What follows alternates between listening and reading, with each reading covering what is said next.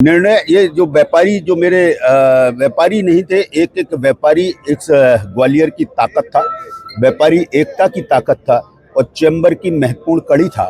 एक इतना बड़ा विशाल जनसमूह जिसको संख्या में बता पाना मुझे मेरे जैसे व्यक्ति के लिए संभव नहीं है। आप लोगों ने देखा, कवरेज किया है।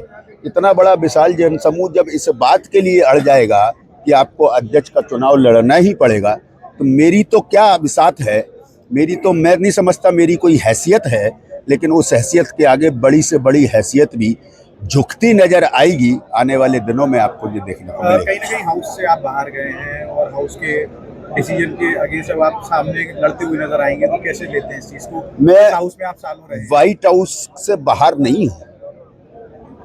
मैं अगर व्हाइट हाउस ये निर्णय लेता तो उस निर्णय के खिलाफ ये जन समूह भी नहीं होता।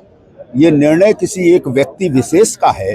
अगर ये निर्णय हाउस का होता तो मुझे लगता है ये सारी कवायद की आवश्यकता ही क्या नहीं लगता है आपको कि हाउस के अंदर ऐसा कौन सा व्यक्ति रहा होगा जिसने ये डिसीजन? आने वाले समय में सब कुछ आपके सामने होगा।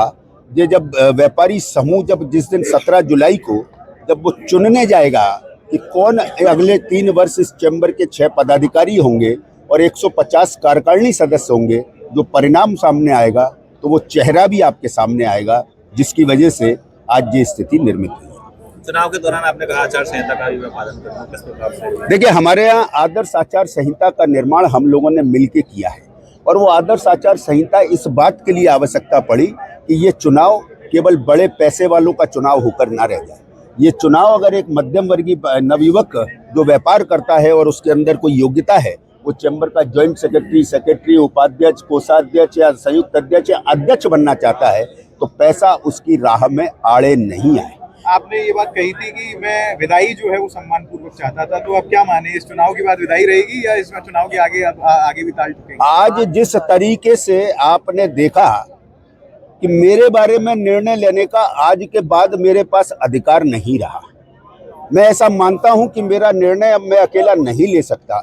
इतना बड़ा परिवार, तो उसके आगे अगर मैं कोई निर्णय लेके आपको बताऊंगा तो मुझे लगता है कि इतने बड़े परिवार को अपमानित। अंतिम सवाल मेरा आपसे है, क्या एक पर्टिकुलर प्रत्याशी की घोषणा हुई उससे आपकी नाराजगी रही या आपने पहले ही सोच रखा था कि दोबारा मैं चुनाव लड़ूंगा? देखिए, मैंने कतई ये बात मेरे साथियों ने जब ये बताया कि 6 महीने पहले जब वो मेरे पे आए और उन्होंने मुझसे कहा कि आपको अध्यक्ष लड़ना है, मैंने अपने उद्बोधन में बताया कि अध्यक्ष लड़ने से जो स्टार मुझे मिलना था, जो पहचान मुझे मिलनी थी, मिल चुकी है। उसके बाद चैम्बर में जो फोटो लगना था वो लग चुका है। लेकिन मुझे लगता है कि अब मुझे अपने लिए नहीं, मुझे इस व्यापार जगत के लिए आगे आना होगा। चाहे मुझे कितनी भी राह में बाधा पैदा की जाए, ये बाधा को हम सब मिलकर दूर करेंगे और आगे बढ़ेंगे। प्रवीण जी, इस बात पर एक बात और निकलकर सामने आई थी कि जब व्हाइट हाउस ने निर्णय लिया था तो सभी लोगों से लेटर मांगे गए थे कि अगर किसी का भी नाम तय होता है तो कोई किसी का विरोध नहीं करेगा। ये भी बात सामने आई कि आपने उस लेटर के अंदर भी ये बात नहीं लिखी थी कि मैं विरोध नहीं करूँ। ये बात अगर किसी ने आपको कही है तो बिल्कुल गलत कही है, बिल्कुल झूठ कही है। कोई लेटर हमसे नहीं मांगे गए थे। हमारे को ये कहा गया था कि आप अपनी अपनी बातें लिखकर व्हाट्सएप पे भेज दो। मैंने भी अपनी बात लिख के व्हाट्सएप पे भेजी थी। हमारे को ये भी कहा गया था कि वो जो आप अपनी बात रखेंगे वो मेरी व्यक्तिगत होगी, 4 जनों के अलावा किसी के सामने नहीं जाएगी।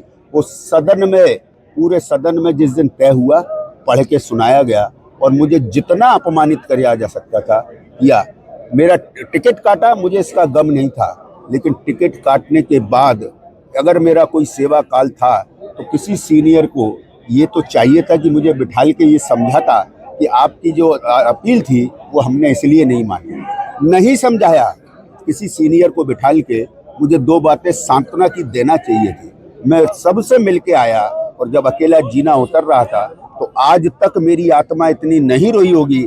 पूज्य पिताजी मेरे जब 2018 में गए तो भी मेरे को बहुत दुख था, लेकिन उससे ज़्यादा दुख उस दिन उस अपमान का था जिसके लिए मैंने अपना जीवन के गोल्डन टाइम इस सेवा में लगा दिए और मेरी विदाई इस तरीके से होगी ये मैंने कभी नहीं सोचा था। मैं बहुत दुखी था, लेकिन ये जनसमूह ने, ये व्यापारियों ने, ये मेरी ताकत ने, ये ग्वालियर के प्रबुद्ध नागरिकों ने इस दौरान मेरे को जो हौसला बढ़ाया, मुझे लगता है कि मेरी वही संजीवनी है और वही ऊर्जा है जो जीवन भर मेरी अंतिम सांस तक मेरे साथ रही।